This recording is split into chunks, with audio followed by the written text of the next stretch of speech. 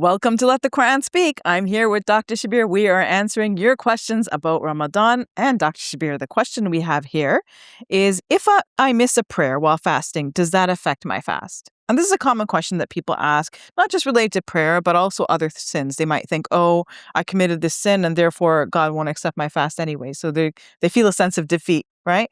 So I think it's a good question for you to answer.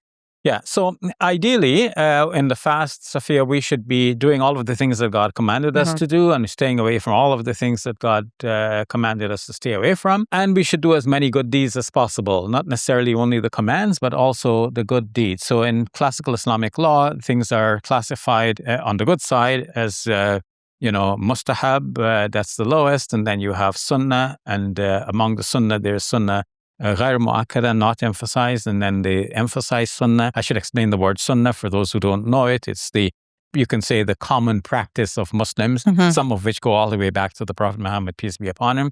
And then above sunnah, you have wajib, which is essential or even obligatory.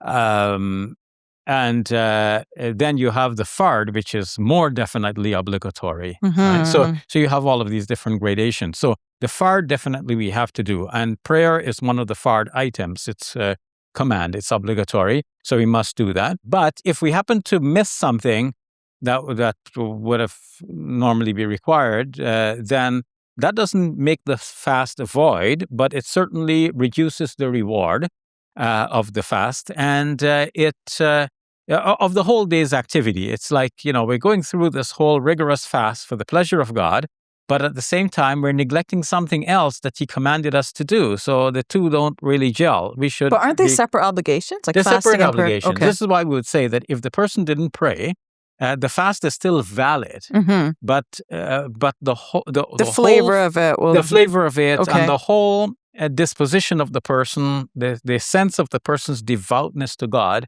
like it's kind of lopsided. It's like you have to pass so many subjects, and you're getting A grade in one. You're getting an A grade in one, but you're getting a D grade in another one, right? So try to get at least a B in all of them, right? So you're smooth sailing rather than be lopsided. Yeah, because as you're talking, I'm thinking about two different types of people. So there's some people who, they fast the whole day, but they don't pray at all, right? It's just like it's not part of their practice, and they don't see it as. I mean, they might see it as obligatory, but somehow it just isn't past their mind, so they just don't pray.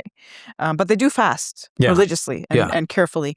And then there are other people who, let's say, they're going about their day, they miss their prayer, but then they feel, I just messed up the whole day. That's it. Like I'm done for it, kind of thing. Yeah. So I'm thinking about both of these people when you speak. Yeah. And I feel like there might be a different message for each of them. Okay, sure. So let me address that. Now, if somebody's not praying at all, now this becomes a problem because, first of all, the Quran mentions prayer like often, very often. It mentions fasting once in Surah Al-Baqarah, but throughout Surah Al-Baqarah, right from the beginning, Aqimus salata wa atu zakah, establish prayer, give the charity.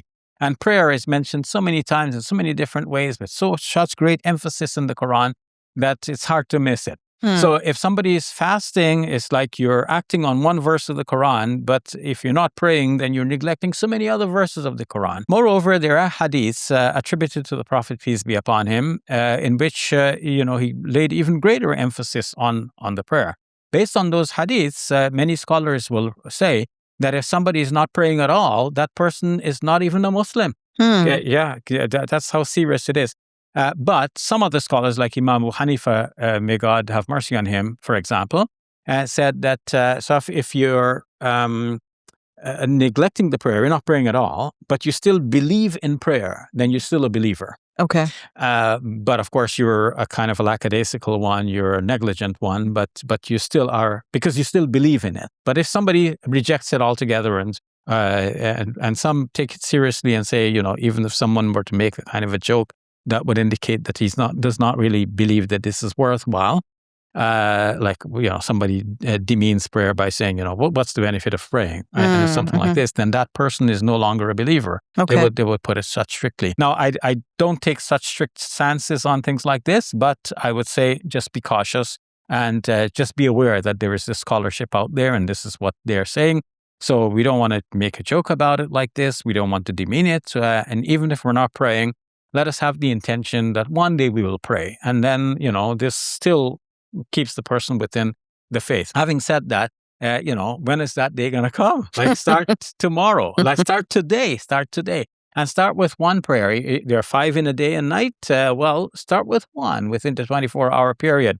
And once you have the flavor of that, you're doing it regularly, you will feel to yourself, when I add a second one and then a third, eventually you'll be praying all 5. It's just a matter of getting this part of your routine.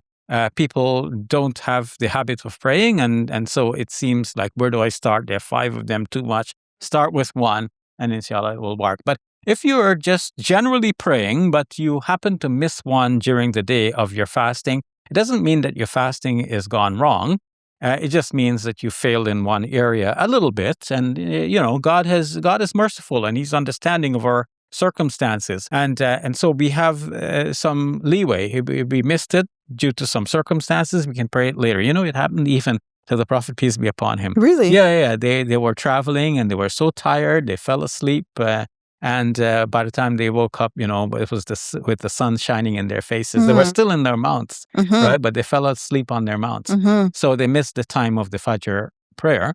So that's how we know that you can make it up later on, right? So sometimes things happen, they're not the best, but that we draw a lesson from it. Yes, like in that's this true. case, a lesson from the life of the Prophet, peace be upon him. So now that makes us a little bit more confident in knowing that God is forgiving, He's merciful, and, we miss something, but we have a way of making up for it. But we shouldn't make it a habit, obviously, of missing and making up, missing and making up, right? All right, we'll leave it at that. Thank you, Dr. Shabir. You're welcome. Good morning. Even a simple greeting and a gentle word can make a lot of difference. The Quran tells us to speak kindly to all people, not only to Muslims, but to everyone, and not to argue with the people of the book except in a way that is more gracious. This Ramadan, I'm going to be talking about how the Quran is in dialogue with the people of other faiths and with other scriptures. So join me during the month of Ramadan for 30 segments, 30 days in which we'll be talking about the Quran in dialogue with other scriptures. See you then. Peace be with you. Assalamu alaikum.